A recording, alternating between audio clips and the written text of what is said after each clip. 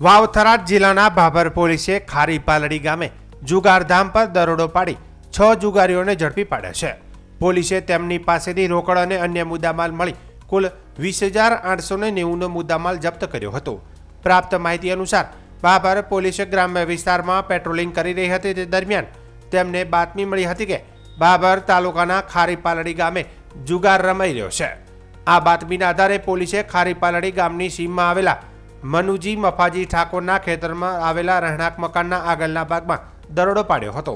પોલીસે સ્થળ પરથી જુગાર રમતા મનુજી મફાજી ઠાકોર, રાજેશભાઈ ઉર્ફે લાલાજી પ્રભુજી ઠાકોર, લેરાજી હેમજીજી ઠાકોર, શંભુજી હમીરજી ઠાકોર, દિનેશજી બાબુજી ઠાકોર અને અમૃતભાઈ કરશનભાઈ ઠાકોરને ઝડપી લીધા હતા। ઝડપાયેલા તમામ જુગારીઓને ભાભર પોલીસ મથકે લાવીને તેમની વિરુદ્ધ જુગાર ધારા હેઠળ કાયદેસરની કાર્યવાહી હાથ ધરવામાં આવી હતી।